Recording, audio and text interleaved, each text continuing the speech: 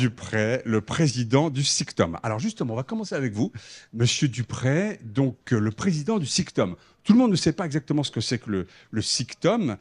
Donc c'est vous qui êtes le porteur du projet, c'est vous qui, d'une certaine manière, êtes demandeur, hein, qui souhaitait absolument qu'il soit fait, bien sûr, au service des citoyens et puis du déchet, bien sûr.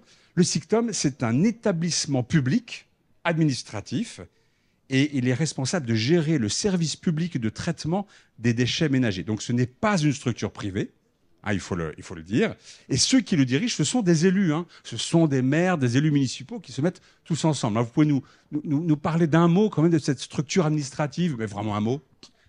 Vous l'avez dit, le SICTOM, c'est donc un syndicat de collectivités qui exerce la compétence de traitement et de valorisation des déchets pour le compte, en gros, de la zone métropolitaine, donc tout Paris, la quasi-totalité de la Seine-Saint-Denis, toute la Seine-Saint-Denis sauf la ville de Montfermeil, la quasi-totalité des Hauts-de-Seine et une bonne partie du Val-de-Marne. Et on est 87 élus à composer le comité syndical. Patrick Lascou en est un des membres représentant le territoire d'Est Ensemble. Notre collègue Yvon Lejeune aussi en est vice-président. Il est là, je le vois plus, représentant lui aussi le territoire d'Est Ensemble. Et moi, j'y représente par exemple le territoire de Plaine Commune.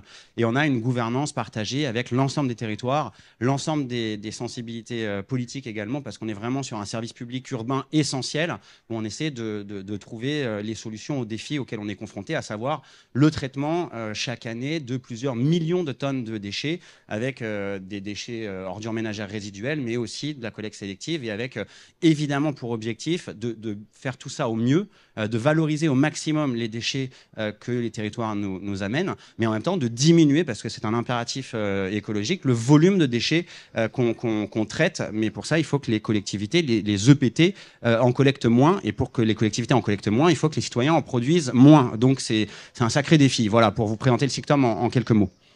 Alors, on a donc ce nouveau projet. Le SICTOM, c'est une grosse structure, hein. C'est 2,3 millions de tonnes de déchets ménagers qui sont traités. Et voilà, vous vous occupez de 6 millions d'habitants, des déchets de 6 millions d'habitants, dont les déchets de Paris. Est-ce que vous pouvez nous dire un mot des lignes directrices de ce projet?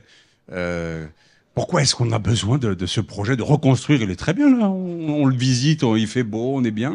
Où est le problème? Alors, oui, il est très bien et il n'y a pas de problème, mais on peut toujours faire mieux. D'abord, je veux insister sur sa situation géographique.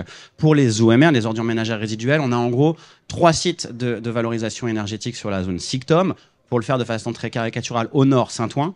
À l'ouest, ici les Moulineaux, au sud, Ivry, et pas d'incinération à l'est. Donc on a un centre de transfert ici sur Romainville, historiquement, derrière les déchets qui sont amenés par les territoires alentours, essentiellement Est Ensemble, mais pas que, vous avez parlé de 16 communes, derrière, sont redispatchés sur nos trois unités de valorisation énergétique. Donc c'est stratégiquement important. Pareil pour le centre de tri. Que je vous interrompe. Je vous en prie. Qu'on comprenne bien, ici on fait du tri et du transfert. Qu'est-ce que c'est que le tri? Qu'est-ce que c'est que le transfert? Il y a deux types, pour synthétiser, deux types de déchets qui sont traités ici. Les ordures ménagères résiduelles, donc tout ce qui n'est pas trié, qu'on valorise quand même derrière, soit en vapeur, soit en électricité, dans nos unités de valorisation énergétique. On brûle les ordures ménagères. Exactement. Et derrière, on fait de la chaleur pour alimenter des réseaux de chauffage urbain. On fait aussi un peu d'électricité pour permettre l'autosuffisance de nos UVE.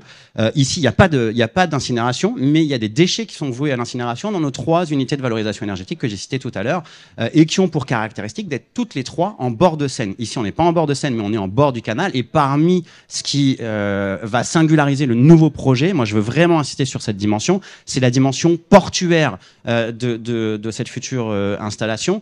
Aujourd'hui, les déchets qui sont transférés depuis ce site de Romainville le sont par gros porteurs, donc par la route. Donc gros porteurs, c'est quoi? C'est du camion? Des camions. Des camions. Donc, fortement émetteurs de gaz à effet de serre, de pollution, de vibrations, de nuisances pour les riverains. Et évidemment, je salue mes collègues élus du territoire, et notamment le maire de Romainville, François Dechy, qui est évidemment très exigeant sur ces questions, et a raison, mais c'est la même chose du côté de Bobigny avec Abdel Sadi et José Moury et le territoire avec Patrice Bessac et Patrick Lascou. L'idée, c'est de minimiser les nuisances, pas simplement de minimiser les nuisances, aussi de minimiser l'impact carbone de cette activité de transfert. Et donc demain, avec ce port, on sera en capacité de transférer nos déchets par voie fluviale pour les emmener à Saint-Ouen, à Issy-les-Moulineaux ou à Ivry, ou ailleurs d'ailleurs, mais en tout cas par voie fluviale. Donc c'est bien plus vertueux que de le faire par voie terrestre. Et puis, après, on fait du tri. D'ailleurs, le centre se visite, et pour celles et ceux qui ne l'ont pas fait dans la matinée, on pourra continuer à le faire tout au long de la journée, pour voir à quel point, avec les collectes sélectives, donc ce qu'on on collecte dans les poubelles jaunes des habitants de la zone SICTOM, on arrive derrière à trier flux par flux, à trier matière par matière et à revaloriser les ordures des habitants. Donc voilà, moi je vais insister sur la dimension fret fluviale, extrêmement vertueuse. Je vais insister aussi... C'est complètement nouveau. C'est complètement nouveau et je veux insister aussi sur la volonté forte, mais ils y reviendront sans doute davantage que moi, des élus du territoire et notamment du maire de Romainville, d'être aussi dans quelque chose de nouveau en termes d'exemplarité sur l'économie circulaire avec un pôle d'excellence. Je pense que ou François Dechy ou Patrick Lascou y reviendront. Ils ont envie d'en parler. Voilà, donc j'en dis pas davantage. Moi, il y a juste un mot sur lequel je veux insister. Je veux déjà saluer très fortement deux personnes qui sont ici à la tribune. C'est la représentante du groupe citoyen, parce qu'ils sont très très importants dans la façon dont on mène ce projet. Marois et avec elle, toutes celles et tous ceux nombreux qui se mobilisent depuis plusieurs années, je crois depuis 2018, pour adapter ce projet. On peut les applaudir. Marois et Audelaël.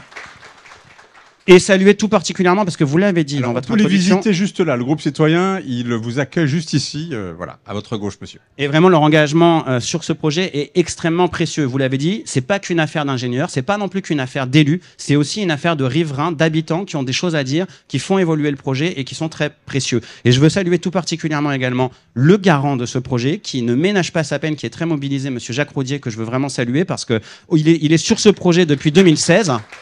C'est Marois qui a lancé les applaudissements, monsieur Roudier.